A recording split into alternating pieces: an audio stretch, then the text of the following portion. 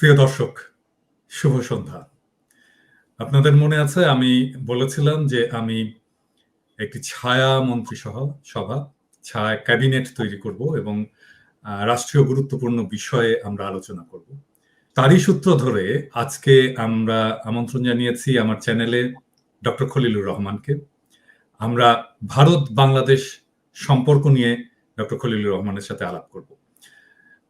ওনার আগে একটু পরিচয় দিয়ে নেওয়া দরকার যে ডক্টর খলিলুর রহমান কে। তিনি 1977 সালে অনুষ্ঠিত প্রথম নিয়মিত বিসিএস পরীক্ষায় প্রথম স্থান অধিকার করেন, করে পররাষ্ট্র মন্ত্রণালয়ে যোগ দেন ক্যারিয়ার ডিপ্লোম্যাট হিসেবে। একই বছর ঢাকা বিশ্ববিদ্যালয়ের অর্থনীতি বিভাগের MA পরীক্ষায় তিনি প্রথম শ্রেণীতে প্রথম হন। 80 থেকে 83 সালে তিনি আমেরিকার ফ্লেচার স্কুল অফ ল এবং ডিপ্লোমেসি, হার্ভার্ড ইউনিভার্সিটির কেনেডি স্কুল অফ গভর্নমেন্টের শিক্ষালাভ করেন, আইন এবং কূটনীতিতে MA এবং অর্থনীতিতে PhD ডিগ্রি অর্জন করেন। তারপরে দেশে ফিরে আসেন। এর আগে 1969 সালে তিনি ঢাকা বোর্ডে 6টি বিষয়ে লেটার নিয়ে SSC পাস করেছেন। উল্লেখ করা যেতে পারে যে আগে লেটার পেত সবাই যারা খুব ভালো ছাত্র ছিল, এবং ইউজুয়ালি 5টা বিষয়ে লেটার পেত। তো উনি 6টি বিষয়ে, ষষ্ঠ বিষয় ছিল বাংলায়। আমি কখনো দেখিনি কাউকে যে বাংলায় লেটার পেয়েছেন। খলিল ভাই প্রথম এবং প্রবাবলি একমাত্র যিনি বাংলাতেও লেটার পেয়েছিলেন। 1985 থেকে 91 তিনি নিউ ইয়র্কে জাতিসংঘের বাংলাদেশের স্থায়ী মিশনের সদস্য ছিলেন এবং জাতিসংঘের অর্থনৈতিক কমিটিতে বাংলাদেশের প্রতিনিধিত্ব করেন। 1991 সালে তিনি বিশেষ উপদেষ্টা পদে জাতিসংঘ সচিবালয়ে যোগ দেন এবং পরবর্তী 25 বছর নিউ ইয়র্ক এবং জেনেভায় বিভিন্ন গুরুত্বপূর্ণ দায়িত্ব পালন করেন, যার মধ্যে আছে জাতিসংঘের মহাসচিবের নির্বাহী দপ্তরে অর্থনৈতিক এবং সামাজিক উন্নয়ন বিষয়ক প্রধান, জেনেভাস্থ আংটাডের technology division trade policy analysis গ্রুপের প্রধান, জাতিসংঘ সদর দপ্তরে আংটাডের ব্যুরো চিফ, টেকনোলজি ব্যাংক সংক্রান্ত জাতিসংঘ মহাসচিবের হাই লেভেল গ্রুপের এক্সিকিউটিভ সেক্রেটারি এবং নন ট্যারিফ ব্যারিয়ার সংক্রান্ত জাতিসংঘের আন্তঃসংস্থা কমিটির সভাপতি। এই সমস্ত তিনি জাতিসংঘের কয়েকটি ফ্ল্যাগশিপ রিপোর্টের প্রধান রচয়িতা, লিখেছেন। 2001 সালের LDC কনফারেন্সের প্রোগ্রাম অফ অ্যাকশন রচনার দায়িত্ব পড়েছিল তার উপরে। সেখানেই প্রথমবারের মতো LDCদের রপ্তানি পণ্য ইউরোপিয়ান ইউনিয়নে ডিউটি এবং কোটামুক্ত প্রবেশাধিকার পায়। সেটা ওনার কাজের কারণেই। এই ব্যবস্থা থেকে বাংলাদেশের শিল্প খাত বিপুলভাবে উপকৃত হয়েছিল। এরপরে আরেকটি বিষয় না বললেই নয়, তিনি বাংলাদেশের ইস্ট ওয়েস্ট ইউনিভার্সিটির প্রতিষ্ঠাতা এবং আপনারা জানেন যে গত জুলাই অগাস্ট বিপ্লবে ইস্ট ওয়েস্ট ইউনিভার্সিটির ছাত্ররা গৌরবজনক এবং বীরত্বপূর্ণ ভূমিকা রেখেছেন। এর বাইরে আরেকটি বিষয় না বললেই না, সেটা হচ্ছে যে আপনারা যারা আমার এপিসোডগুলো দেখেন, আমার এপিসোডগুলো করার আগে গত 3 বছর ধরে খলিল ভাইয়ের সাথে প্রায় প্রত্যেকটা এপিসোড করার আগে নানা বিষয়ে আলাপ করে ওনার সাজেশন, ওনার গাইডেন্স, ওনার ইনপুটস এ সমস্ত নিতাম। এবং আমার এপিসোডটা যাওয়ার পরে আমি প্রথম যাকে ফোন করতাম যে কেমন হয়েছে এটা, আপনার ফিডব্যাক কি। অধিকাংশ ক্ষেত্রেই উনি ভালো বলেছেন, বাট উনি ক্রিটিক করেছেন, সমালোচনা করেছেন, কোথাও বলেছেন যে এটা এভাবে না বললে। শুধু আমার ইউটিউবের ভিডিও না, আমার ফেসবুকের অ্যাক্টিভিটিসেও উনি অনেক জায়গায় মতামত দিয়েছেন, ক্রিটিক করেছেন, যেন আমরা এই অ্যাক্টিভিজমটাকে রাইট ডিরেকশনে নিয়ে যেতে পারি। তো অনেকেই বলেন আর কি যে আমার ভিডিওগুলো একটা বিধ্বংসী ভূমিকা ছিল। তো আমি যদি অর্জুন হয়ে থাকি তাহলে আমার পিছনের শ্রীকৃষ্ণ খলিল ভাই। খলিল ভাই, আপনাকে স্বাগতম আমার চ্যানেলে। আমরা খুবই আনন্দিত যে আজকে আপনি এসেছেন এবং আজকে আপনার কাছ থেকে আমরা শুনবো ভারত বাংলাদেশ কূটনৈতিক সম্পর্কের বিষয়। এবং আমার প্রথম প্রশ্ন যে হাসিনার শাসন আমলে ভারত বাংলাদেশ সম্পর্ককে আপনি কিভাবে মূল্যায়ন করেন? আপনাকে অজস্র ধন্যবাদ আমাকে আমন্ত্রণ জানানোর জন্য। আপনি আমার সম্পর্কে যা বললেন আমি অভিভূত বোধ করছি। এর জন্য আমি তৈরি ছিলাম না। অর্জুনের জায়গায় আমি নাই, তবে শ্রীকৃষ্ণের জায়গায় আমি নাই, অর্জুনের জায়গায় আপনি 100 ভাগ। তো যেটুকু আমি বলবো যে গত 3 বছর ধরে আপনার এই ফ্যাসিবাদ বিরোধী আন্দোলনের জন্য আপনি যা কিছু করেছেন এবং বাংলাদেশের স্বাধীনতা এবং সার্বভৌমত্ব পুনরুদ্ধারে আপনার যে বিশাল ভূমিকা, তার নিত্যদিনের সাক্ষী কিন্তু আমি দেখেছি অনেক সময় আপনি আমাকে ফোন করেছেন, তখন প্যারিসে 4টা বাজে রাতে, আপনি ঘুমান নাই, হ্যাঁ, কাজ করে গেছেন, পরের দিন কিন্তু সারাদিন কাজ। আর আপনার কাজ তো আমি জানি, এটা একটা অত্যন্ত গুরুত্বপূর্ণ কাজ করেন আপনি লরিয়াল কোম্পানিতে। অনেকেই বুঝবে না এই কাজের গুরুত্ব, বাট আই নো। আপনি আরেকটা কাজ করেছেন, সেটা হচ্ছে রাজনীতি থেকে শুরু করে কূটনীতি, অর্থনীতি ইত্যাদির জটিল বিষয় আপনি খুব প্রাঞ্জল ভাষায় ব্যাখ্যা করেছেন। সুনাগরিক হতে হলে, উত্তম নাগরিক হতে হলে, সচেতন নাগরিক হতে হলে এই জিনিসগুলো জানা, বোঝা, এগুলো আমাদের জন্য খুব প্রয়োজন। আপনি সেই হিসাবে একজন শিক্ষকের ভূমিকাও পালন করেছেন। তা এই আন্দোলনে, আপনার এই দীর্ঘ আন্দোলনে, যার সমাপ্তি ঘটেছে ছাত্র জনতার বৈপ্লবিক অভ্যুত্থানে, আপনার যে অদ্বিতীয় অবদান, অনবদ্য অবদান, সেটা ইতিহাসে স্বর্ণাক্ষরেই লেখা থাকবে। আপনার প্রশ্ন উত্তর দেওয়ার আগে এই আন্দোলনে যারা শহীদ হয়ে, বিনম্র শ্রদ্ধা, যারা নির্যাতিত এবং আহত হয়েছেন তাদের প্রতি জানাচ্ছে সহমর্মিতা, এবং সকল বিজয়ী বীরদেরকে জানাচ্ছি মোবারকবাদ। এর ভেতরে আমার ইউনিভার্সিটি, ওয়েস্ট ইউনিভার্সিটি, যার আমি একজন অন্যতম প্রতিষ্ঠাতা, তার ছাত্ররাও আছেন, আমি এর জন্য খুব গর্বিত বোধ করি।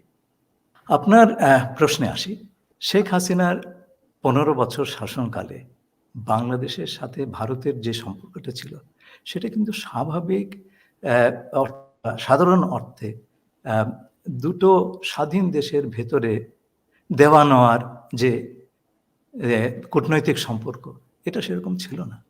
এটা ছিল শেখ হাসিনার সাথে ভারতের একটা বিশেষ বন্দোবস্ত। মোটা দাগে এইটাই ছিল এই এই এই সম্পর্কের প্রকৃতি।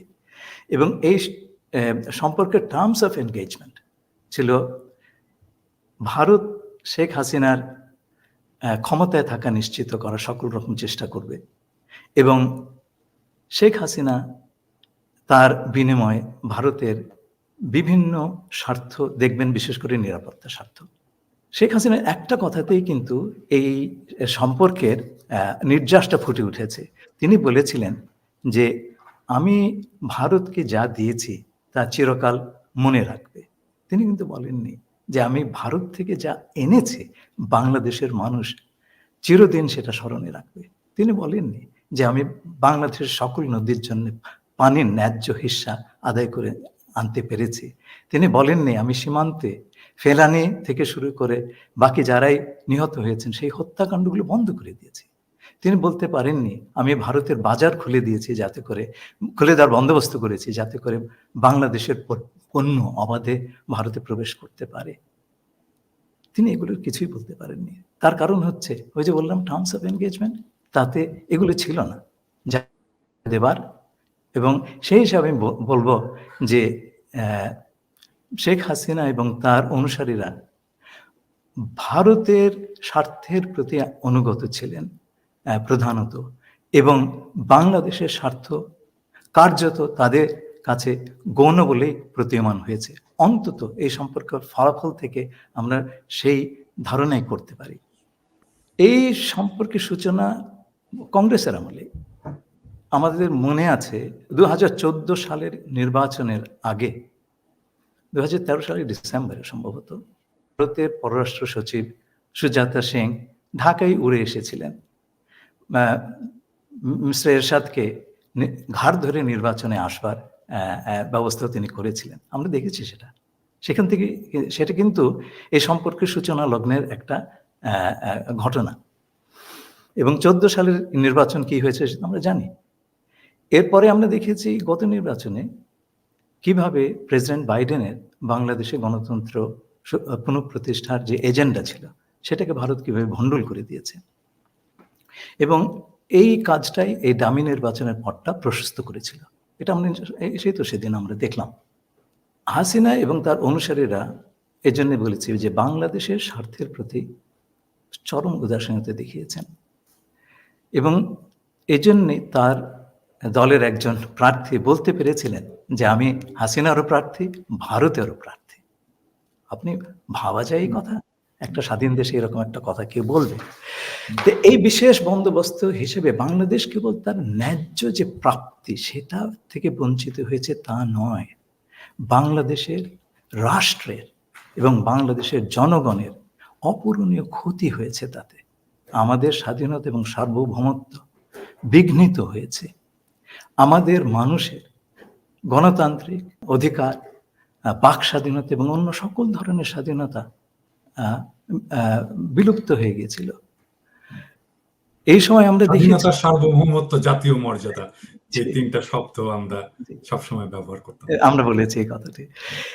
দ্বিতীয় এবং আপনি দেখেন ওই সময়টাতে যে ভয়াবহ রকমের অমানবিকতা হাসিনা সরকার প্রদর্শন করেছে সেটা আমরা আমাদের জীবিত স্মৃতিতে দেখি নাই। হ্যাঁ, যে ধরনের অপরাধ সংগঠিত হয়েছে, আপনার ধরেন বিচার বহির্ভূত খুন, তারপর আপনার গুম করে দেওয়া, ভুতুড়ে মামলা, লক্ষ লক্ষ, যারা আপনার বিরোধী মত বা বিরোধী দল দমনের এমন কোনো চেষ্টা নাই, করা হয় নাই। আপনি তো তার একজন ভিকটিম, থাকতে পারেননি দেশে। তো ধরেন এগুলো আয়নাঘর ভাবা যায় অবস্থা। এতে আমাদের যে সমস্ত ক্ষতি হলো সেই ক্ষতি অনেক কিছু পূরণ করা যাবে না। কিন্তু আয়রনিটা হচ্ছে সুপ্রিম আয়রনি, এই এত সব আটঘাট বেঁধেও হাসিনা কিন্তু ক্ষমতায় থাকতে পারলেন না। তাকে অনেকটা চোরের মতো দেশ ত্যাগ করতে হলো, তার সমর্থকদের দলকে ভয়ে ভয়ে একটা বিপদে ফেলে দিয়ে। এই ধরনের কাপুরুষতা আমরা এরশাদের কাছেও দেখি নাই। না, এরশাদ অনেক সাহসী ছিল। হ্যাঁ, সাহসী ছিল। এরশাদকে বলা হয়েছিল যে আপনি চলে যান, এরশাদকে কিন্তু এই প্রস্তাবটা দেওয়া হয়েছিল যে আপনি চলে যান, এরশাদ কিন্তু রাজি হয়নি। জি। তো দেখেন, আর অন্যদিকে ভারতও তো রাখতে পারলো না এই ব্যবস্থাটা। বাংলাদেশের ছাত্র জনতার শক্তির সামনে টিকতে পারলো না। এটা কিন্তু একটা ইম্পর্টেন্ট জিনিস। এবং ভারত সংক্রান্ত বিবিধ রকমের ভয় টয় ছিল মানুষের ক্ষেত্রে, সবগুলো কেটে গেল। তো আমার মনে হয় যে এটা ভারতের পররাষ্ট্রনীতি এবং বাংলাদেশ নীতির জন্য বড় রকমের একটা ধাক্কা। এটা ঠিক যে এটা তো ধাক্কা, অবশ্যই ধাক্কা। তো এখন ভবিষ্যতে এরপরে আমাদের পররাষ্ট্রনীতি বা ভারত নীতি কিভাবে নতুন ভাবে বিন্যাস হবে, আপনার কি মত? ভারত কি করবে সেটা সম্পর্কে কিছু আন্দাজ করতে পারি। আমি আমার দীর্ঘ কর্মজীবনে বিভিন্ন ভারতীয় ডিপ্লোম্যাট, বেশ অনেক নামি দামি ডিপ্লোম্যাটের সঙ্গে সান্নিধ্যে এসেছি, তাদের সঙ্গে কাজ করেছি। আমার ধারণা ভারতে বিজ্ঞ অভিজ্ঞ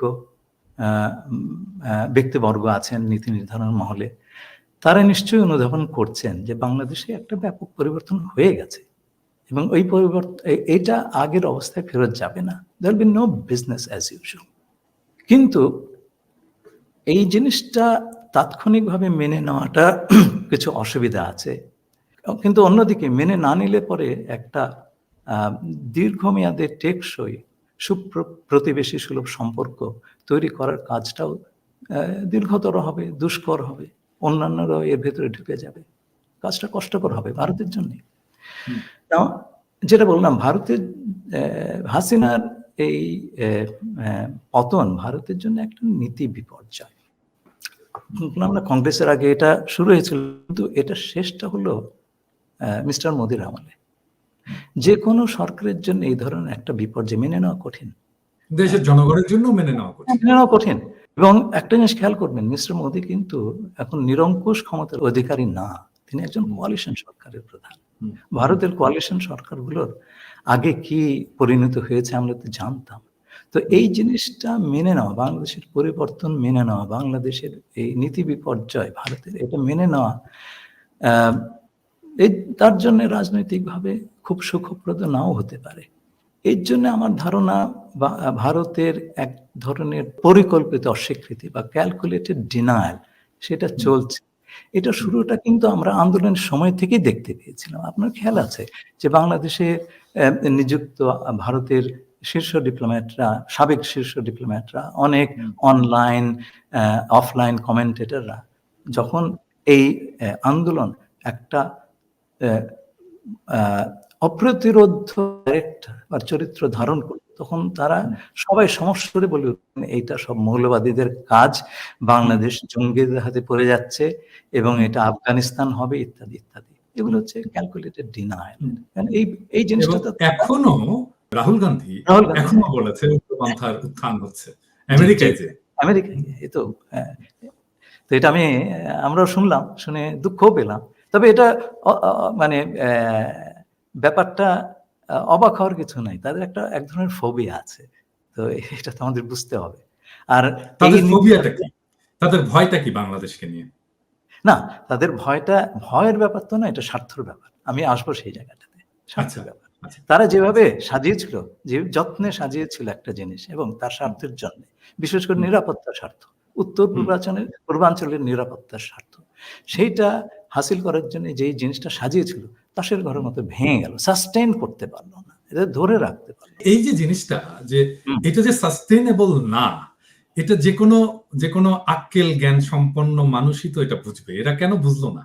তাহলে এত পড়াশোনা, এত ডিপ্লোমেসি, এত কিছু শিখে লাভ হলো কি? জি ভাই, নিজের বাহাদুর আমি জারি করছি না। আপনার খেয়াল আছে ৩টা বছর ধরে আমি এই এক কথাই বলেছি।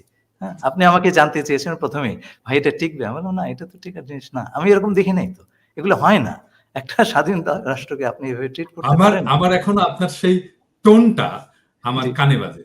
ভাই এটা টিকবে না, আপনি এইভাবে বলতে, পিনাকি এটা টিকবে না, ঠিক এইভাবে বলতে, এটা টিকার না। তারপরে দেখেন, কিন্তু এটা কেন তারা বুঝতে পারলো না? এটা হচ্ছে, মানে ধরেন আমরা তো তাদেরকে নানা ধরনের, মানে একটা দেশের মানুষ তীব্রভাবে ভারত বিরোধী হয়ে উঠছে এবং এই রেজিমটা এত অজনপ্রিয়, এটা যে কোনো মুহূর্তে এটা কোলাপস করবে, এরকম একটা অবস্থাও তারা বুঝতে পারলো না। এর মধ্যে আমরা ভারতীয় পণ্য বয়কটের আন্দোলন করলাম, যেটা বিপুলভাবে জনপ্রিয় হয়ে গেল, তারপরেও তারা কেন বুঝতে পারলো না? আপনাকে বলি, একে তো হচ্ছে অজনপ্রিয়তা, এই ব্যাপারটা আছে। আপনার মানুষের গণতন্ত্রের অধিকারটা আপনি কেড়ে নিবেন, মানুষ বসে বসে আঙুল চুষবে, অত্যাচারিত হবে, কিছুই বলবে না, এটা তো মানা যায় না। একটা জিনিস মনে রাখতে হবে, বাংলাদেশ কিন্তু এই উপমহাদেশের একমাত্র দেশ যে যুদ্ধ করে স্বাধীন হয়েছে। কোনো আলোচনার টেবিলে বসে আমাদের স্বাধীনতা অর্জন হয়নি। এবং আপনি দেখবেন প্রতিটি প্রজন্ম একটা বড় আন্দোলনের ভেতর দিয়ে গিয়েছে। আমাদের যখন স্কুলের বয়স, ক্লাস 10-এ পড়ে, ম্যাট্রিক এসএসসি দিব, সেই সময় আইয়ুব বিরোধী আন্দোলন হলো। আমরাও এই ফারহানের মতো রাস্তায় নেমেছি। তো জিনিসটা হচ্ছে, পাকিস্তানেরা আমাকে গুলি করে নাই, কিন্তু আমাদের দেশের বাহিনী ফারহানকে গুলি করেছে। এটি কিন্তু খেয়াল রাখবেন। এই পর্যায়ে চলে গেছিল জিনিসটা। 90-তে এরশাদ বিরোধী আন্দোলন, আপনি গেছিলেন। আজকে এত বড় একটা আন্দোলন হলো। এই ধরনের আন্দোলনের, এই ধরনের যুদ্ধ করার, লড়াই করার, লড়াকু মনোভাব, এইটা এই উপমহাদেশে কারণ নাই। এর জন্য আপনার যা নাই, আপনি সেটা বুঝবেন কি করে? এক্স্যাক্টলি। এটা আমি আমার এপিসোডেও বলেছি যে, মানে রাষ্ট্র বিপ্লব কি, অভ্যুত্থান কি, আন্দোলন কি, এই জিনিসটা ভারতের লোকজন জানে না। মানে height of their what should I say revolutionary zeal হচ্ছে নকশাল মুভমেন্ট। তো আমরা সবাই অ্যাপ্রিশিয়েট করি এবং আমরা এটা অবশ্যই এটাকে, এই স্পিরিটটাকে আমরা সকলেই অ্যাপ্রিশিয়েট করি, বাট স্টিল নকশাল মুভমেন্ট আমাদের যে কোনো একটা ছোটখাটো আন্দোলনের সাথে তুলনীয় না। তো আপনি যে কথা বললেন যে ভারত এই কাজটা করলো কেন, এটা একটা ইতিহাস আছে। এই ইতিহাস আমরা আমাদের কার্যকালের সময় জেনেছি। আমার দুজন মেন্টর ছিলেন ফরেন অফিসে, হুমায়ুন রশিদ চৌধুরী সাহেব, আমি ওনার প্রাইভেট সেক্রেটারি ছিলাম উনি যখন ফরেন মিনিস্টার ছিলেন, এবং ব্যারিস্টার AK-H মোর্শেদ, বাংলাদেশের পররাষ্ট্র মন্ত্রণালয় এর চাইতে বড় পণ্ডিত ব্যক্তি কখনো আসেন নাই। উনি যে এসছেন, আমি অবাক হয়েছি, এই ধরনের অফিসার আমাদের ছিলেন। তো তাদের কাছ থেকে আমি ভারতের ব্যাপারে অনেক কিছুই শুনেছি। আপনাকে একটা জিনিস বলি, 1962 সালে চীন ভারত আক্রমণ করে এবং সেই আক্রমণের সময় এক পর্যায়ে চীনা সৈন্য আসামে ঢুকে যায়। তো আকাশবাণীতে তখন একজন খবর পড়তেন, বিজেন বোস সম্ভবত নাম, উনি এভাবে বলতেন, আকাশবাণী খবর পড়ছেন বিজেন বোস, আমার সেই কথাটা মনে আছে। উনি বলেছিলেন আসামে আমাদের সৈন্যরা সম্মানজনকভাবে পশ্চাৎ অপসরণ করেছে, মানে ভেগে গিয়েছে। তো তো ওই সময় পণ্ডিত নেহেরু খুব বিচলিত হয়ে পড়েন। নয়াদিল্লিতে আমেরিকান অ্যাম্বাসেডর ছিলেন বিখ্যাত অর্থনীতিবিদ, হার্ভার্ডের প্রফেসর জন কেনেথ গলব্রেথ। আমরা ওনার বই পড়েছি। তিনি ছিলেন প্রেসিডেন্ট জন এফ কেনেডির ব্যক্তিগত বন্ধু। তো তার মাধ্যমে পণ্ডিত নেহেরু প্রেসিডেন্ট জন এফ কেনেডিকে একটা অনুরোধ করতে বলেন পাকিস্তানের প্রেসিডেন্ট আইয়ুব খানকে, যাতে পূর্ব পাকিস্তানের, তদানীন্তন পূর্ব পাকিস্তানের ভেতর দিয়ে ভারতীয় সৈন্য চলাচলের অনুমতি দেওয়া হোক। তো আইয়ুব খান আরেক কাঠি সরস, উনি বললেন যে আমরা তো আমেরিকার সামরিক জোটে আছি, সিটো সেন্টো, ও হ্যাঁ, ওনাদেরকে আসতে বলেন, আমরা খুলে দিব। তো পণ্ডিত নেহেরু তো তখন জোট নিরপেক্ষ আন্দোলনের নেতা, আমেরিকার এখনো তো আমেরিকার সঙ্গে ওনার কোনো জোটে যাননি, যার কারণে আমেরিকা তাদেরকে অ্যালাই মনে করে না, পার্টনার মনে করে, তাই না? ওই যে ঘটনা, পণ্ডিত নেহেরু এরপরে কিন্তু বেশি দিন বাঁচতে পারেননি। অনেকে বলেন ওই ঘটনার একটা প্রভাব তার উপরে পড়েছিল।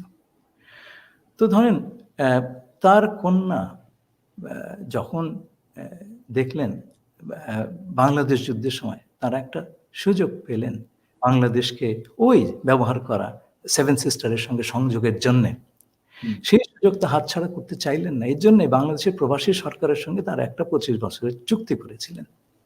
সেই চুক্তির কথা আমি হুমায়ুন রশিদ চৌধুরী সাহেবের কাছ থেকে শুনেছিলাম। উনি তখন দিল্লিতে প্রবাসী সরকারের প্রতিনিধি। প্রবাসী সরকারকে তখনও ভারত স্বীকৃতি দেয় নাই, হ্যাঁ, সরকার হিসেবে আমলে নেয় নাই। তারপরে তার সঙ্গে এই চুক্তিটা করে। চুক্তি করার পরে অ্যাক্টিং প্রেসিডেন্ট সৈয়দ নজরুল ইসলাম সাহেব খুব সজ্জন ব্যক্তি ছিলেন, উনি অজ্ঞান হয়ে পড়েন। চুক্তিটা এতই আত্মঘাতী ছিল। তো পরে শেখ মুজিব এসে তার পরিবর্তন ঘটান। একটা ক্রেডিট আমাদেরকে শেখ মুজিবকে দিতেই হবে, সেটা হচ্ছে বাংলাদেশ থেকে ভারতের সৈন্য দলকে বাড়িতে পাঠিয়ে দেওয়া, এই কাজটি তিনিই করেছিলেন। এবং বাংলাদেশে সেই সময় আর কোনো ব্যক্তিত্ব ছিল না যারা এই দুঃসাধ্য কাজটি পারতেন।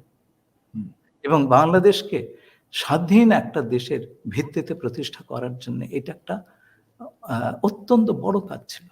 এই কথাটা কিন্তু আমাদের ভুললে চলবে না। তো যাই হোক, এই যে বাংলাদেশের ভেতর দিয়ে একটা করিডোর পাওয়ার আকাঙ্ক্ষা, এটা কিন্তু ভারতের আজকের নয়, অনেক দিনেরই, সে 62 সাল থেকে। এই কথাটা আমাদের বুঝতে হবে।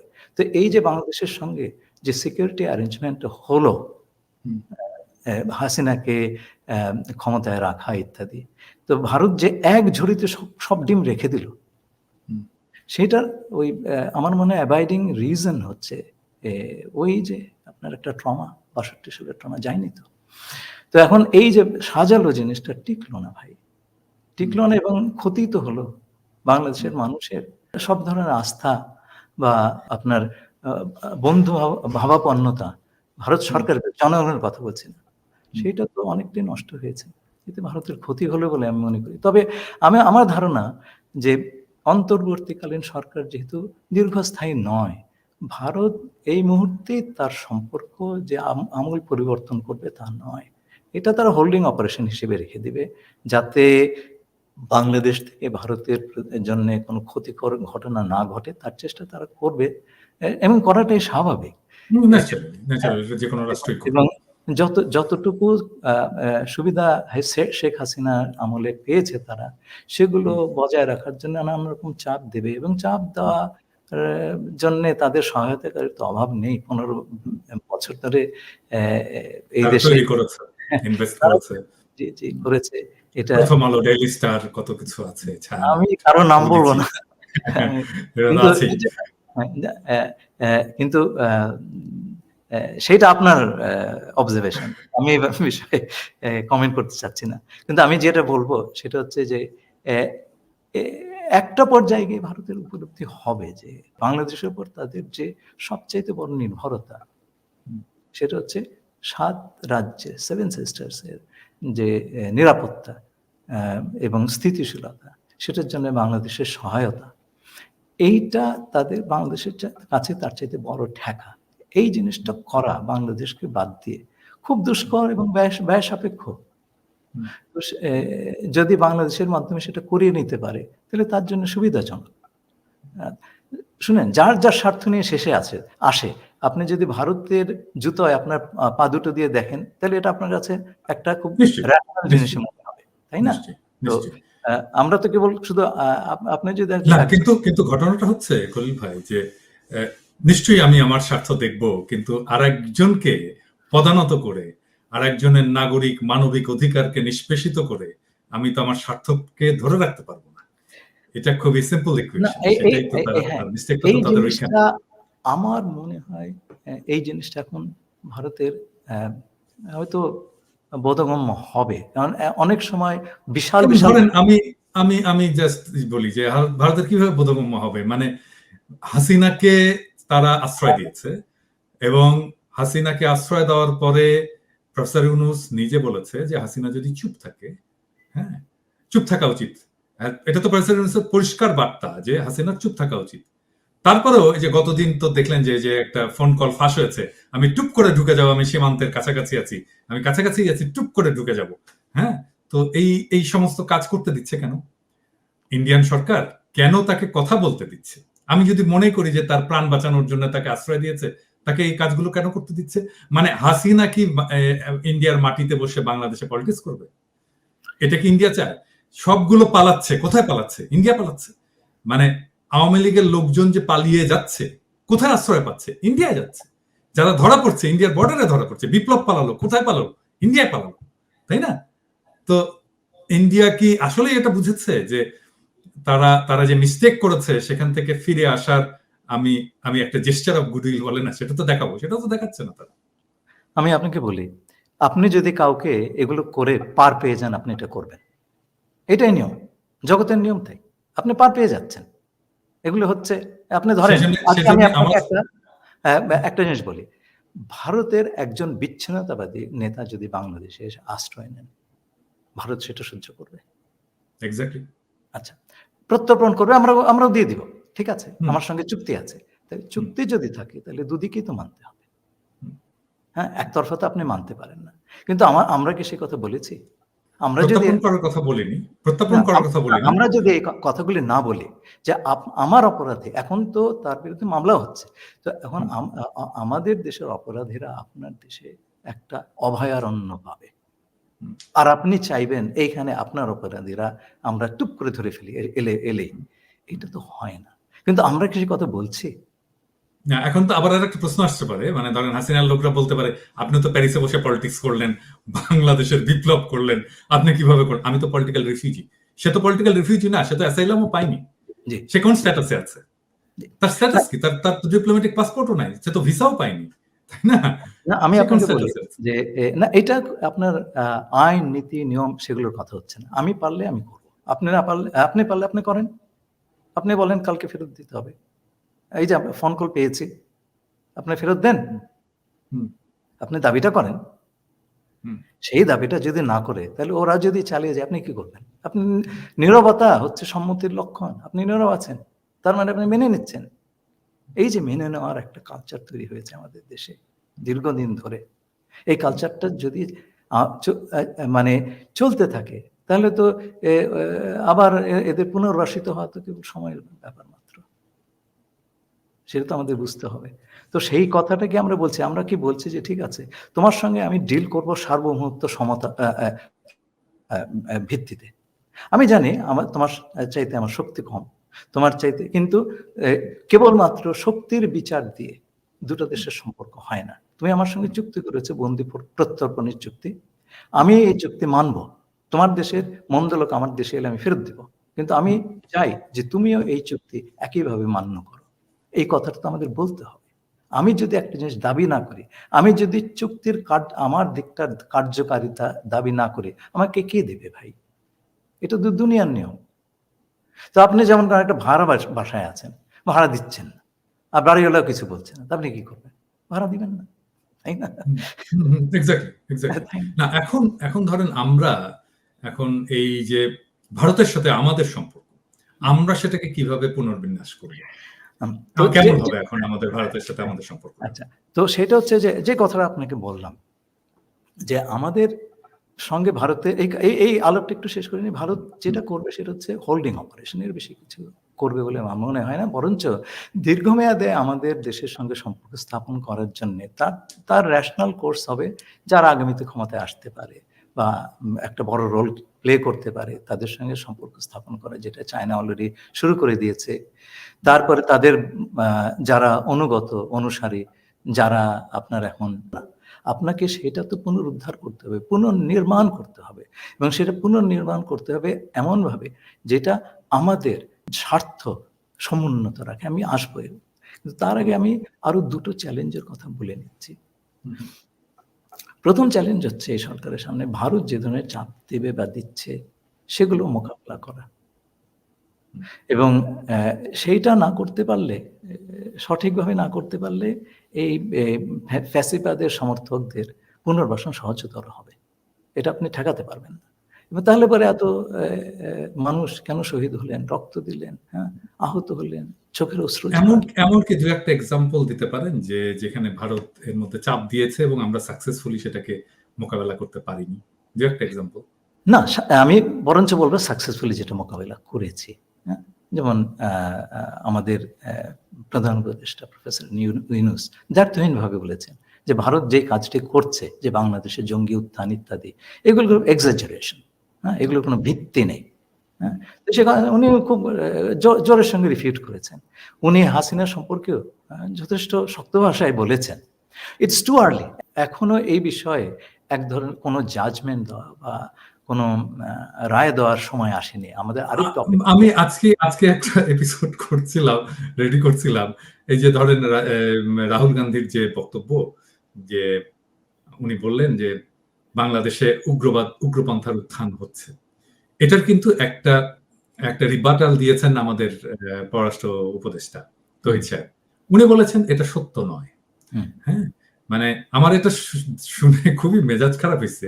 মানে এটা তো কোনো শক্ত প্রতিবাদ হলো না। এটা সত্য নয় মানে কি? উনি কি ট্রাইব্যুনালে দাঁড়াইছেন আর রাহুল গান্ধী কি তাকে জেরা করতেছে যে বলবে আপনি কি এটা করেছেন? না, এটা সত্য নয়। এরকম করে কথা বলে, এরকম করে কথা বললে তো কোনোদিনই ভারতের সামনে শক্ত হয়ে শিরদাঁড়া উঁচু করে দাঁড়াতে পারবে না। মানে আমি যেটা বলি আর কি, আমি তো মেঠো ভাষায় কথা বলি, আপনি তো জানেন আর কি। আমি বলি যে ইন্ডিয়ার সাথে কুত্তার মতো ব্যবহার করতে হবে, খেউ খেউ করে কথা বলতে হবে। এটা না বললে ওরা ঠিক হবে না। সবসময় খেউ খেউ করে, হ্যাঁ, উগ্রভাবে, হ্যাঁ, এই কথাটা যদি না বলতে পারে, ওরকম ভদ্র মানুষ, এরকম পুতু ভাবে কথা বলা মানুষ, মানে একজন একদম খুব অ্যাগ্রেসিভ কাউকে লাগবে, একদম ধাও করে ধরবে। হ্যাঁ, কথা বললে খাও করে ধরবে। জয়শঙ্কর তো এরকম খাও খাও করে, তাই না? জয়শঙ্কর তো এরকমই খাও খাও করে, মানে ভদ্র ভাষায় করে কিন্তু খাও খাও করে। তো ওই রকম একজন লাগবে, ভেরি অ্যাগ্রেসিভ। তাছাড়া এই ইন্ডিয়ার এই ইয়েগুলোকে সামলানো যাবে না। ভাই, আপনি এই যে এই কথাটি বললেন,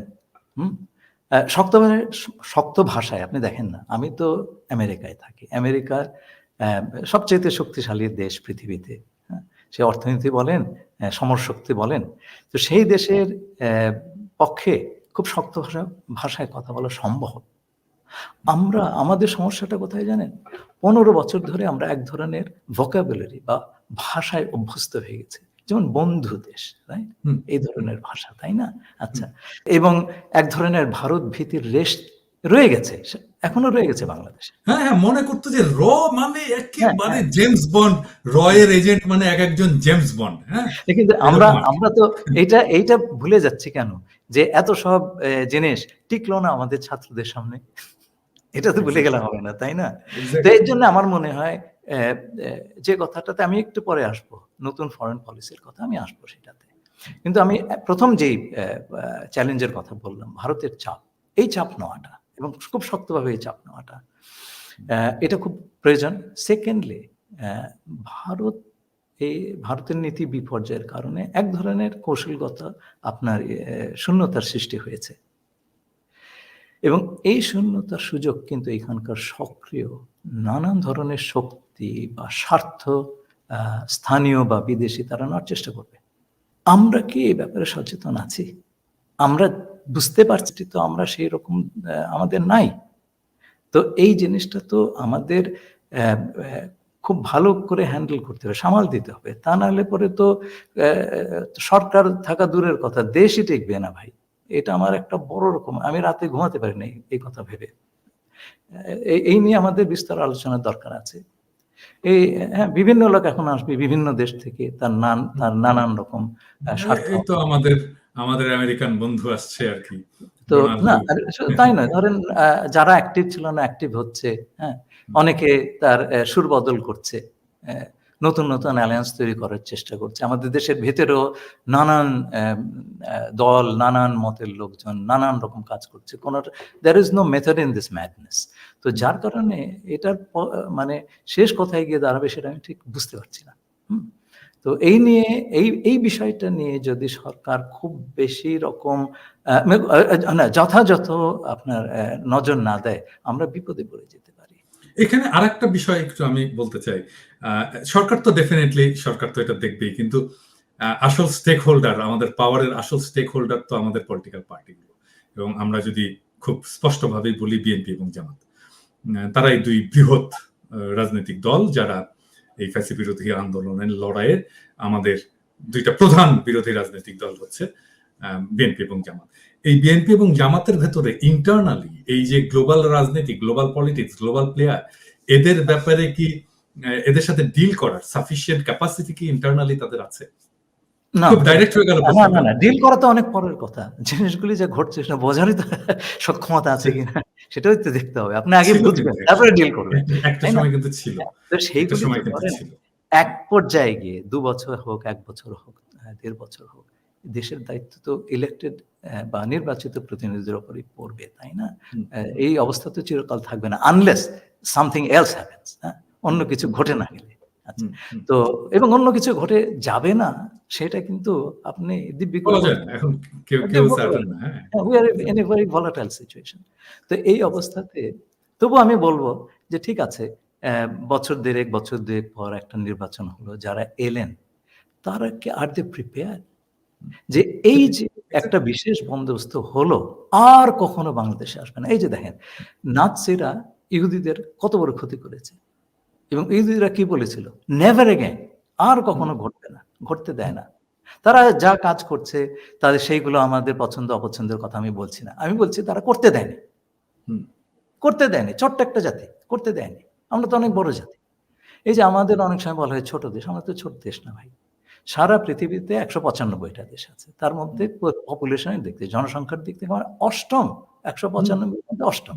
এবং আমাদের ইকোনমির সাইজ মানে টোটাল জিডিপি এটা হচ্ছে পৃথিবীর 35তম ভাই। আচ্ছা, এবং আমাদের পার ক্যাপিটা ইনকাম, গড় আয় ভারতের কাছাকাছি, প্রায় সমান। 1 বছর তো এটা ভারতকে ছাড়িয়ে গেছিল। তো এইরকম একটা দেশ, তো আমাদের তো একটা অটোনমাস ফরেন পলিসি ডেভেলপ করাই দরকার, এবং এইটার কিছু এই কাজটা এই সরকারের শুরু করে দেওয়া দরকার। কিন্তু আলটিমেটলি এটার বার্ডেন পড়বে ইলেক্টেড যে সরকার আসবে, নির্বাচিত সরকারের উপরে। এবং এর জন্য ধরেন বেশ কিছু জিনিস দরকার। একটা হচ্ছে আমাদের সকল পলিসিতে, বিশেষ করে পররাষ্ট্র নীতিতে জনগণের মালিকানাটা দরকার। দেখেন, এই অনির্বাচিত কিংবা ভুয়া নির্বাচিত সরকারগুলি কিভাবে আমাদের স্বার্থ বিলিয়ে দিয়েছে, এটা আমি এরশাদ সাহেবের সময় দেখেছি।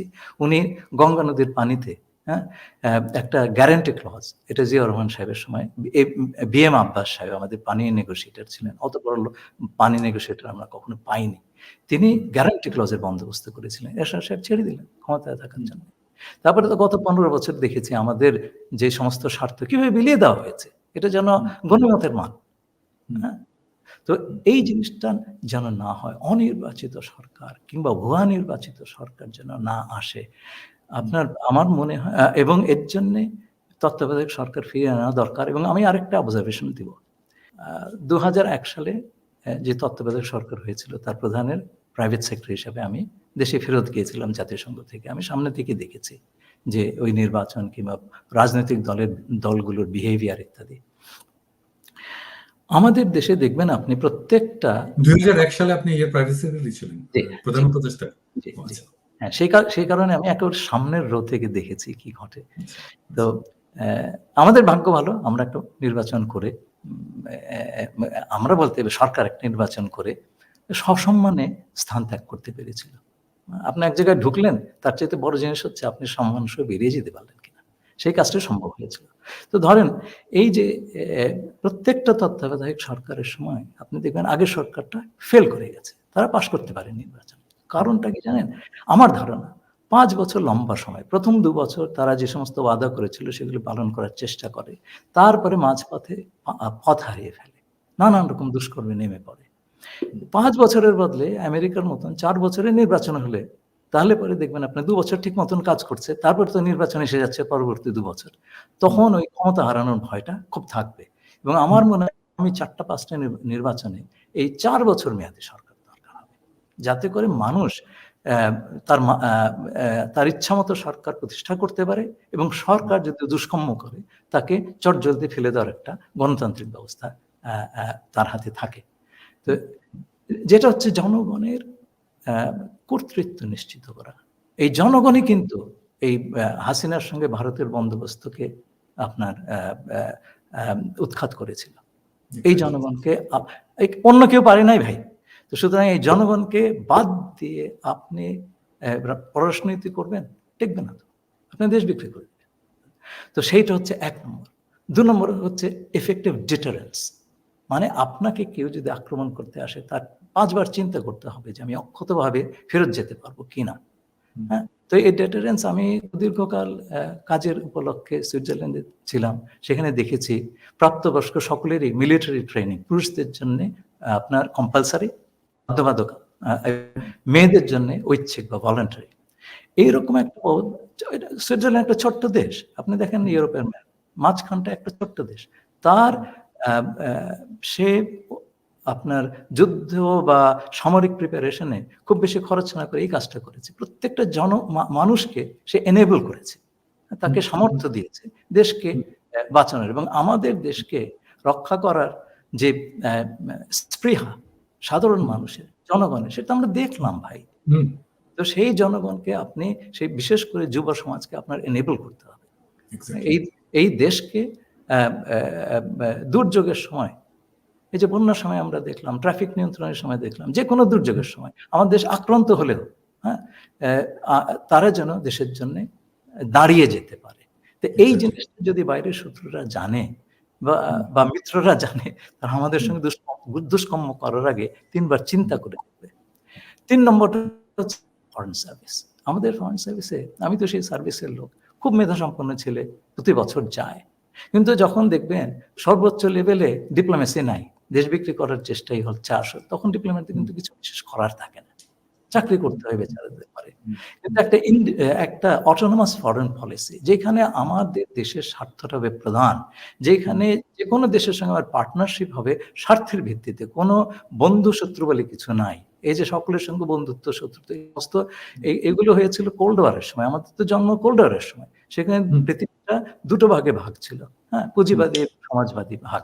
যারা সেই একটাতেও যেতে চায়নি তারা জোট নিরপেক্ষ করেছে এবং তাদের নীতি ছিল সমদূরত্ব বজায় রাখা এই জোটের থেকে, সবার সঙ্গে বন্ধুত্ব, কারোর সঙ্গে শত্রু না, কাউকে আমি খাপাবো না। সেই দিন কবে গত হয়ে গেছে। তো আমাদের চিন্তা পাল্টায় নাই, চিন্তা তো বদলাতে হবে। এখন হচ্ছে যে আপনার স্বার্থগত নৈকট্য, আমি যেটাকে একটা সাম্প্রতিক নিবন্ধে বলেছি ভ্যারিয়েবল জিওমেট্রি। যার সঙ্গে আমার স্বার্থের ব্যাপার আছে তার সঙ্গে আমি কাজ করব, তার সঙ্গে আমার স্বার্থের নৈকট্য থাকবে। আর যার সঙ্গে আমার স্বার্থের বিরোধ হবে তার সঙ্গে স্বার্থগত দূরত্ব থাকবে। আমাদের সকল কিছুই হবে আমাদের জাতীয় স্বার্থকে সর্বোচ্চ আদায় করা। এর বাইরে ফরেন পলিসি আর কোনো কিছু, সব দেশে তাই করছে আজকাল, তা এর বাইরে আর কোনো কথা নাই। তো এই জিনিসটা একটা মানে নতুন কাডর অফ ডিপ্লোমেসি, এক্সিস্টিং যারা আছে তাদেরকে তো এই জিনিসগুলি আত্মস্থ করতে হবে। সেজন্যে যদি সর্বোচ্চ পর্যায় থেকে আমাদের একটা অটোনমাস ফরেন পলিসি, আত্মনির্ভর ফরেন পলিসির প্রতি আনুগত্য, কমিটমেন্ট, হ্যাঁ, এবং সবসময়কার প্রচেষ্টা থাকে, তাহলে পরে কিন্তু এই জিনিসটা সাকসেসফুল হতে পারে। তো আমি আমাদের ফরেন সার্ভিসের কলিগদের নিয়ে খুবই গর্ববোধ করি, তাদের সঙ্গে আমি কাজ করেছি, আমারই অনুজ সকলে। আমি মনে করি যে ওইরকম একটা পলিসি যদি তাদের হাতে দেওয়া হয়, they will be able to implement it very very well. আরেকটা জিনিস আমাদের মনে রাখতে হবে যে আমাদের দেশে একটা বদনজির হয়ে গেছে যে বিভিন্ন মন্ত্রণালয় নিজের ডিপ্লোমেসি করে। হ্যাঁ, আপনি আমি কোনো বিশেষ মন্ত্রণালয়ের কথা বলবো না। একটা দূত এলো দেখা করতে, অনেক সময় দেখা যাচ্ছে যে আপনার এক ধরনের ইনফেরিয়রিটি কমপ্লেক্স থেকে, তো বিদেশিদের খুশি করার একটা প্রবণতা আছে আমাদের দেশে, আমি দেখেছি। হ্যাঁ, দিয়ে দিল, আরে তুমি কি তোমার বাবার জিনিস দিলে নাকি? এটা তো দেশের স্বার্থ। তো এই খণ্ডিত ডিপ্লোমেসি, বা বিভিন্ন মন্ত্রণালয় তার নিজের ডিপ্লোমেসি করবে, কোনো কোঅর্ডিনেশন থাকবে না, ফরেন অফিস জানবেও না কি হচ্ছে। আমি আমার পলিটিক্যাল স্বার্থ এগিয়ে নিচ্ছি, আরেকজন সেটা আমাদের অন্য জায়গায় বিক্রি করে দিচ্ছে বা কম্প্রোমাইজ করে দিচ্ছে, এটা তো চলবে না। তো এই একটা সমন্বিত মেকানিজম দরকার। সেই মেকানিজমটা আমরা তৈরি করিনি কখনো, যে আমাদের ফরেন পলিসি সেটা আপনার কূটনৈতিক হোক, রাজনৈতিক হোক, অর্থনৈতিক হোক, কমার্শিয়াল হোক, যেটাই হোক, সামরিক কূটনীতি হোক, সামরিক কূটনীতি তো কেবলমাত্র জেনারেল সাহেবরা চালাবেন তা তো নয়, it's part of overall diplomacy. Connect করতে হবে তো সবগুলিকে। তো এই যে সমন্বয়, এই সমন্বয়ের কোনো বন্দোবস্ত বাংলাদেশে পর্যন্ত করা হয়নি। এখন আমার মনে হয় এই কাজটাও এই সরকার করে যেতে পারে, একটু নতুন মেকানিজম, যাতে করে আমরা এই যে আজকে বিভিন্ন শক্তি বিভিন্নভাবে বাংলাদেশে ঢুকে পড়ছে, এখন যদি সকল আপনার প্রধান আমাদের লং রেঞ্জ মিসাইল লাগবে, এমন রেঞ্জের মিসাইল লাগবে যে যেই মিসাইলটা দিল্লিতে আঘাত আনতে পারে। মানে ডেফিনেটলি আমি তো আমার উপরে আক্রমণ করলে আমি যেন ওখানে মারতে পারি, সেই ব্যবস্থাটা যেন আমার থাকে। তো এটা কি হতে পারে না মানে এফেক্টিভ ডিটারেন্স? আমি জানি আপনি ডিপ্লোম্যাট, আপনি এইভাবে কথা বলবেন কিনা, বাট কিন্তু সাধারণ মানুষের বোঝার উপযোগী করে তো এটা বলতে হয়। আমি যে কথাটা বলবো যে এগুলো তো ডিটেইলের ব্যাপার, আমি যে কথাটা বলবো যে আমাদের এমন কিছু করা উচিত, এমন পর্যায়ে করা উচিত যাতে আমাদের পর আঘাত করার আগে কেউ আঘাত করার 100 বার চিন্তা করে, 50 বা 100 বার চিন্তা করে যে এটা সামাল দিতে পারবো কিনা। সেটা আপনি নানান ভাবেই করতে পারেন, কিন্তু আমার ধারণা সেটা হচ্ছে আমাদের দেশের মানুষ যদি আমাদের প্রতিরক্ষায় বিপুলভাবে অংশগ্রহণ করে, সেটা যে কোনো মিসাইলের চাইতে অনেক বেশি ইফেক্টিভ। তা তো বলি। আচ্ছা, এর বাইরেও আমরা কি কোনো আঞ্চলিক সামরিক জোট তৈরির পথে অগ্রসর হতে পারি? না, এটা আমি বলবো এটা ঠিক নয়।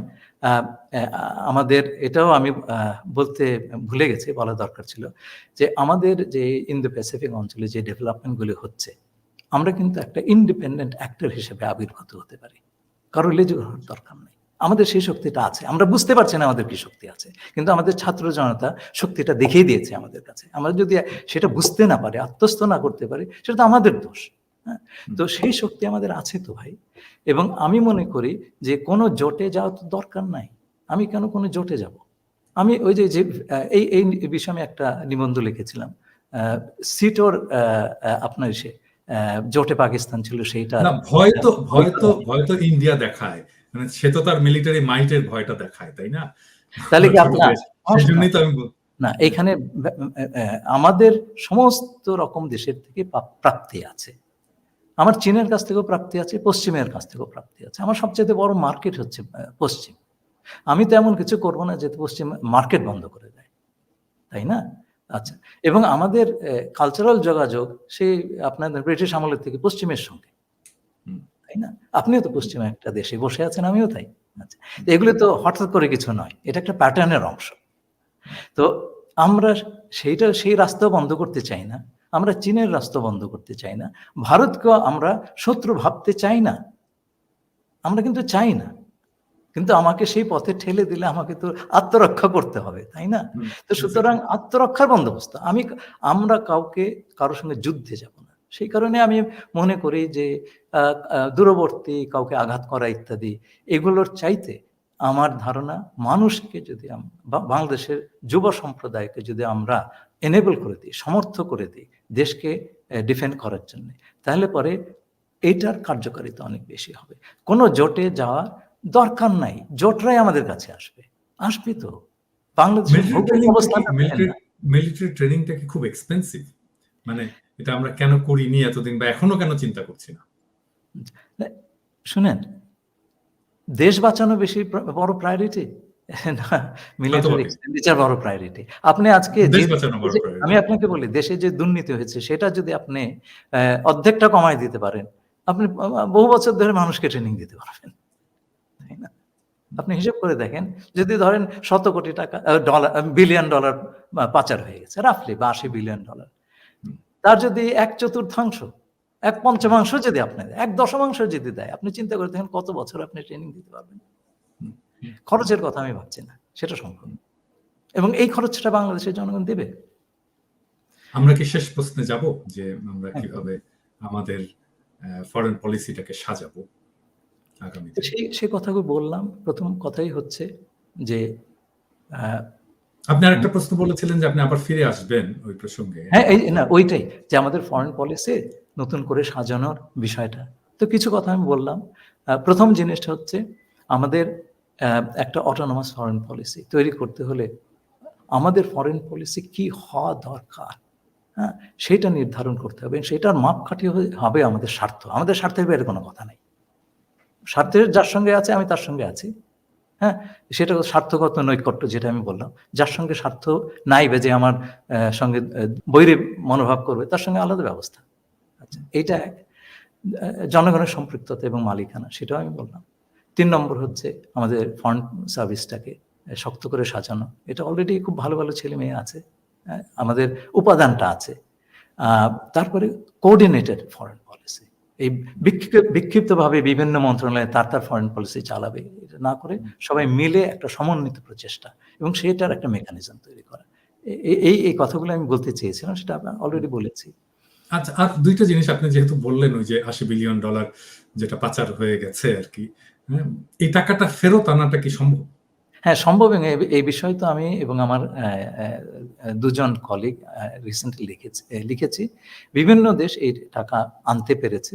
এর জন্য বিভিন্ন মেকানিজম আছে। আমি খুব খুশি যে অন্তর্বর্তীকালীন সরকারের পক্ষ থেকে বিভিন্ন দেশের কাছে এই বিষয়ে সাহায্য চাওয়া হয়েছে। এই অর্থগুলো আইডেন্টিফাই করা খুব কঠিন কাজ নয়।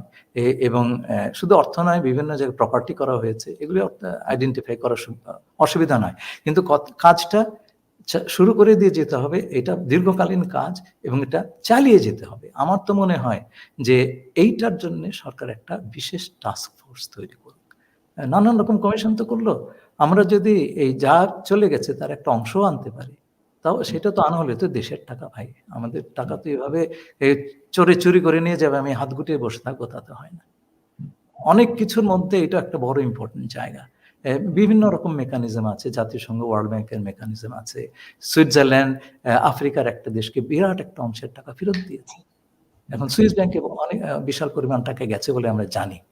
তো আমরা তাদের সঙ্গে যদি আলাপ করি, হ্যাঁ, ব্রিটেনে এক মন্ত্রীর বিলিয়ন ডলারের সম্পত্তি, তো এটা তো আইডেন্টিফায়েবল। এমনকি সামিট গ্রুপের যে সম্পদ আছে সিঙ্গাপুরে, হুম। সেটাও তো বোধহয় ফেরত আনা সম্ভব। হ্যাঁ, কিন্তু কথা হচ্ছে যে এইটা হচ্ছে একটা আইনি প্রক্রিয়া। সেটা শুরু করার জন্য তো আপনাকে প্রথম পদক্ষেপগুলি নিতে হবে। সেজন্যে এই জিনিসটার জন্য দেরি করার দরকার নেই। কোনো কমিশনের রিপোর্টের জন্য বসে থাকার দরকার নেই। ইমিডিয়েটলি একটা টাস্ক ফোর্স করে দরকার। সরকার তো কিছু ব্যবস্থা নিচ্ছেই। সে ব্যবস্থাটা যাতে একটা সমন্বিতভাবে হয় এবং এটা যেন দীর্ঘমেয়াদে একটা জীবন পায়। আমার ফাইনাল কোশ্চেন, আমার শেষ দিকে চলে এসেছি। গতকালকে প্রফেসর ইউনূস জাতির উদ্দেশ্যে বক্তব্য দিয়েছেন এবং ধান্দা কথাটা তো খুব সদর্থে ব্যবহৃত হয় না? তো সেজন্য এটা আমার একটা টেকনিক আছে, বুঝছেন? এটা আমি বলি, আমার ক্ষুদ্র ভ্রাতাদেরকে বলি। মানে আমাকে অনেকে বলে যে আপনি তো ধান্দাবাজ, হ্যাঁ, আপনি তো চোর, আপনি তো অমুক। আমি সবকিছু মেনে নিই, হ্যাঁ ভাই, ঠিক বলে আমি ওইটার একটা পজিটিভ মিনিং দাঁড় করাই আরকি। হ্যাঁ, তো আপনি তো সুযোগ সন্ধানী। তো এই সমস্ত যখন বলে তখন ওইটার একটা পজিটিভ মিনিং দাঁড় করা, ওইটাকে ব্যাখ্যা করি। তাছাড়া তো উপায় নাই। কারণ বাংলাদেশে যেভাবে আমরা আমাদের ভোকাবুলারি তৈরি করেছি এবং এক্সপেকটেশন তৈরি করেছি, সেটা হচ্ছে যে আপনাকে ঋষি হতে হবে, ঋষিতুল্য মানুষ হতে হবে এবং আপনার কোনো, এটা আমাদেরকে বলতেন, আমাদের রাজনীতির মারা গেছেন ভদ্রলোক, খুব স্নেহ করতেন, কমিউনিস্ট পার্টির রাজশাহীর নেতা ছিলেন, রাজশাহী ইউনিভার্সিটির টিচার ছিলেন নাসের ভাই। উনি হচ্ছেন কবি রফিকের ছোট ভাই। তো উনি আমাদেরকে এটা শেখাতেন আর কি। উনি বলছিলেন যে বুঝছো যে বাংলাদেশের মানুষ রাজনীতি করতে আসলে তখন মনে করবে যে এই লোকটা ঋষি, এর কোনো দোষ ত্রুটি নাই, একেবারে পয়গম্বর, ওর হাগামতাও নাই। বলছেন। তো ওই রকম আর কি। তো এই যে নেগেটিভ মিনিং দিয়ে মানুষকে তো থামিয়ে দেওয়ার চেষ্টা করা, ওইটাকে একটু রিডিফাইন করা এবং এই অ্যাপ্রোচটাকে চেঞ্জ করার জন্য আমি বলি আর কি। যাই হোক, বলেন প্লিজ। তো প্রথম কথা হচ্ছে তারা বড় ধরনের ভুল করেন নাই। আর আমি 15 সপ্তাহ সময় দেব। আমি খুব খুশি হলাম প্রফেসর ইউনূসের একটা কথা শুনে যে আমাদের অধৈর্য হওয়া দরকার। হ্যাঁ, অধৈর্য হওয়া দরকার। অধৈর্য হব। আচ্ছা, খুব ভালো লাগলো শুনে। তো মানে আমি আপনারা অধৈর্য হবেন না এটা আমি বলবো না। সেই হ্যাঁ। তো যাই হোক, আমরা তো অধৈর্য হবই। ওনার ডিটারমিনেশন যে কতটুকু তার একটু আমি টের পেয়েছিলাম। বহুকাল আগে আমি তখন নিউ ইয়র্কে বাংলাদেশ মিশনে উনি এসেছিলেন। তো আমার উপর দায়িত্ব পড়লো ওনাকে এয়ারপোর্টে পৌঁছে দিতে। তো ওনার 1989-89 ঘটনা।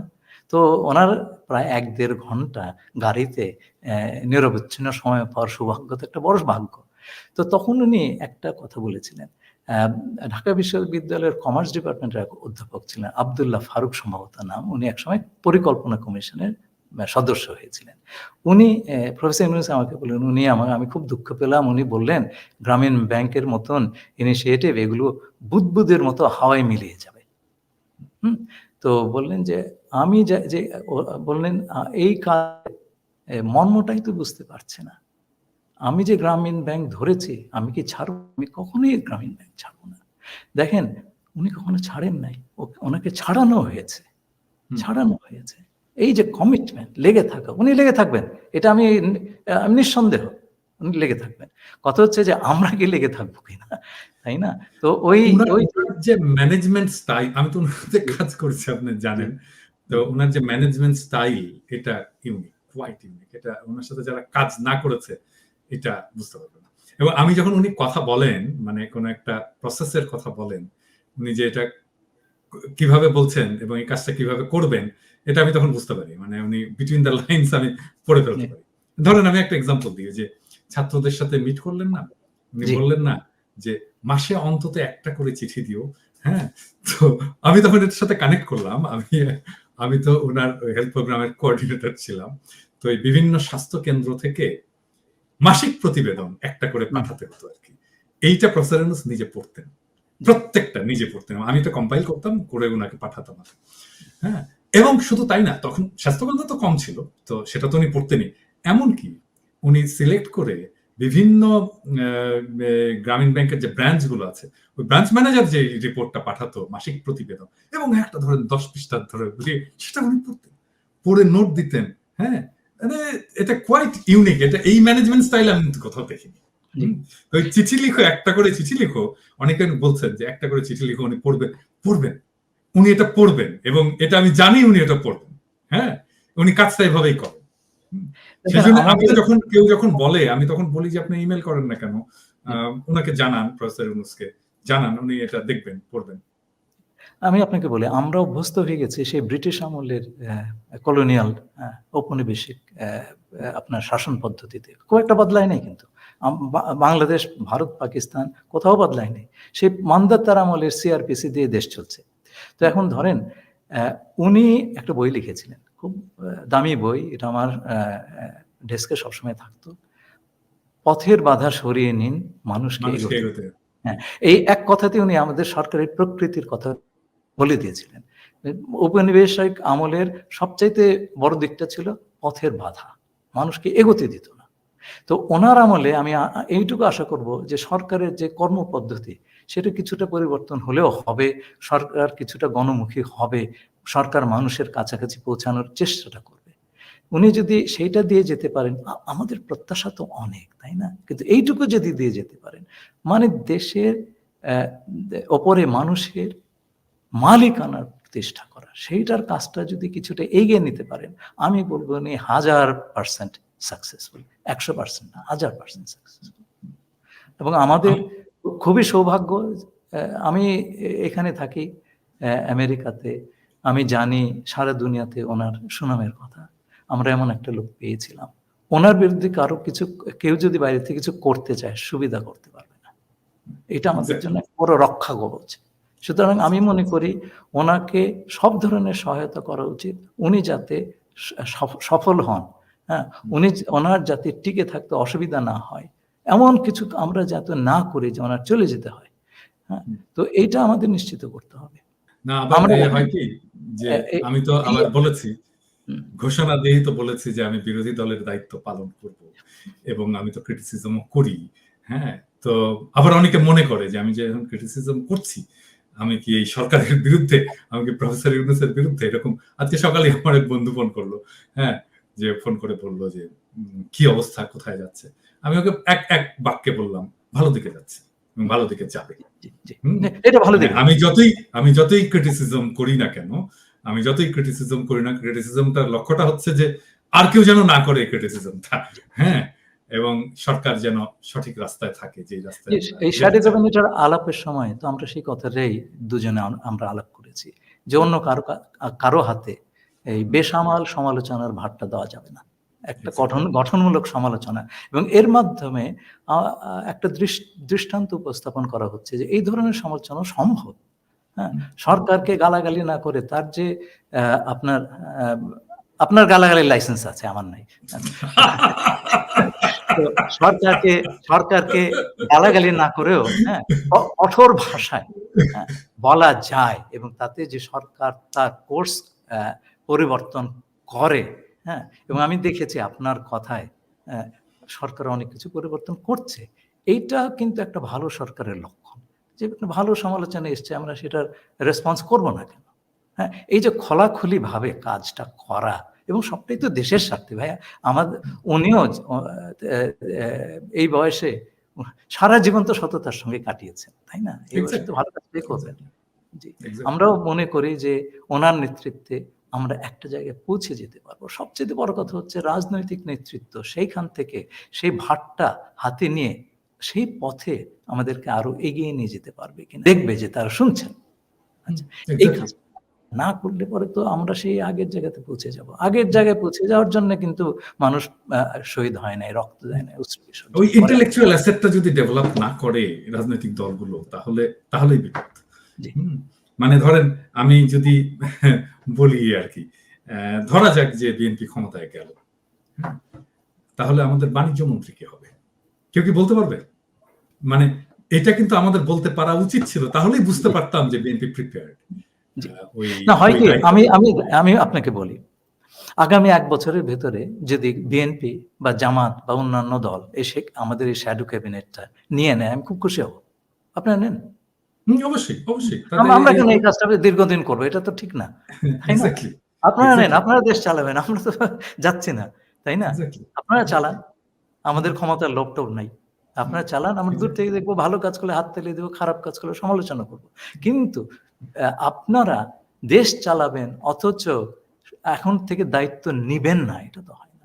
2 বছর আপনাদের প্রিপারেশন টাইম, আপনারা প্রিপেয়ার্ড হন, আপনার দলগুলো ওইভাবে সাজান, মানুষ বিশ্বাসটা দেন যে সরকারটা হবে জনগণের, এবং সরকার মেধার ভিত্তিতে চলবে। আন্দোলনটাই তো মেধার চলেছিল, তো মেধার ভিত্তিতে দেশটা চলবে।